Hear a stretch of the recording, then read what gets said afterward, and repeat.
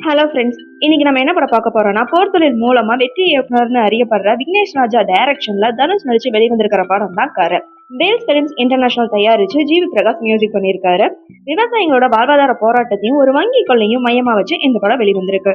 கதை 1990 பின்னணியில ராமநாதபுரம் மாவட்டத்துல ஆரம்பிக்குது.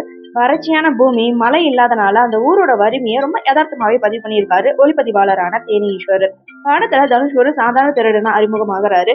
ஓட்டை பிரிக்கிறது, பூட்டை உடைக்கிறதுன்னு சின்ன சின்ன திருட்டு வேலையை செஞ்சுட்டு வர ஒரு கதாபாத்திரம் கொடுக்கப்பட்டிருக்கு. ஆனா இந்த கதைக்கு வலுவான ஒரு உணர்ச்சி பூர்வமான பின்னணியும் இருக்கு. தனுஷோட அப்பாவா KS ரவிக்குமார் நடிச்சிருக்காரு. அவர் ஒரு ஏழை விவசாயியா வராரு. பேங்க்ல வாங்கின கடனை திருப்பி செலுத்த முடியாம தவிக்கிற ஏழை விவசாயிகளோட பிரதிநிதியா அவர் நடிச்சிருக்காரு. KS ரவிக்குமாரோட நடிப்பு கண்டிப்பா பார்க்க வேண்டிய ஒரு விஷயம்னு சொல்லலாம். இது வரைக்கும் பாக்குறாத ஒரு கெட்டப்லயும் அவரோட உடல் மொழியில ஒரு ஏழை விவசாயியோட வழியை திரையில கொண்டு வந்திருக்காருன்னு சொல்லலாம். தனுஷ்கும் அவருக்கும் இடையிலான அந்த தந்தை மகன் பாச காட்சிகள் ரொம்ப அருமையாவே இருக்கு. ஆனா முதல் பாதி கதை ரொம்பவே ஸ்லோவா போகுது. ஒரு கட்டத்துல கடன் சுமை தாங்காம KS ரவிக்குமார் இறந்து போறாரு. ஆனா பேங்க்ல வாங்கின கடனை இன்னும் செலுத்தல. அதனால தங்களோட சொந்தமான இடத்திலேயே தந்தையை புதைக்க முடியாது அப்படிங்கிற ஒரு இக்கட்டான சூழ்நிலை தனுஷ்க்கு உருவாகுது. பேங்க்ல விவசாயிகளோட நிலத்தை ஜப்தி பண்ற நிலையும் அதிகாரிகளோட கராரான அணுகுமுறை இந்த படத்துல ரொம்ப அழுத்தமாவே பதிவு பண்ணியிருக்காங்க.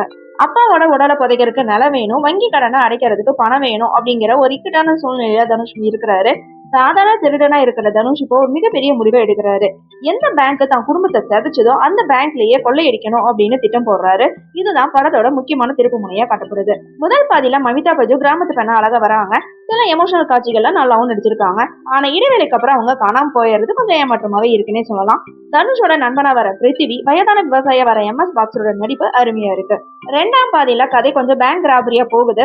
தனுஷ் பேங்கை எப்படி கொள்ளையடிக்க திட்டம் போடுறாரு, அதுல இருக்கிற நுணுக்கங்கள் என்ன அப்படிங்கறத இயக்குனரான விக்னேஷ் ராஜா ரொம்ப விரிவாவே காட்டியிருக்காரு.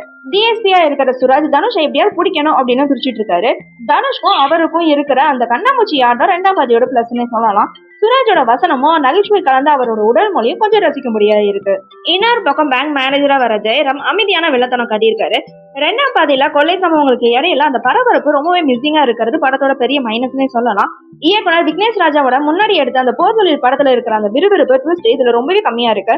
ஜிபி பிரகாஷோட இசையில கனமா பாடல் நல்லா இருக்கு. பின்னணி இசை ஓகேன்னு சொல்லலாம். கிளைமேக்ஸ்ல தனுஷும் ஜெயராமும் போட்டி போட்டு நடிச்சிருக்காங்கன்னே சொல்லலாம். விவசாயிகளோட பிரச்சனை, பேங்கோட நடைமுறை, தனிநபர் போராட்டம்னு ஒரே புள்ளியில இந்த கதையை இணையுது.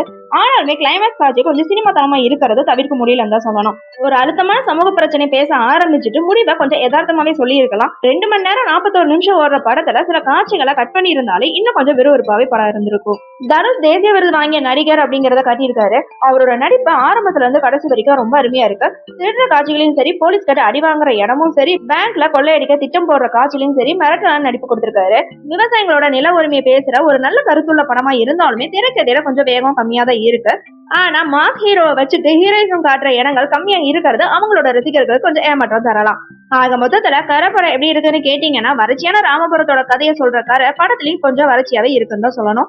ஆனா KS ரவிக்குமார் தனுஷோட எமோஷனல் நடிப்புக்காகவும் விவசாயிகளோட வழியை புரிஞ்சுக்கிறதுக்காகவும் ஒரு தடவை தாராளமா இந்த படத்தை பார்க்கலாம். ஓகே ஃப்ரெண்ட்ஸ், நெக்ஸ்ட் வீடியோல பார்க்கலாம். இந்த வீடியோ உங்களுக்கு பிடிச்சிருந்தா லைக், ஷேர், சப்ஸ்கிரைப் பண்ணுங்க. தேங்க்யூ.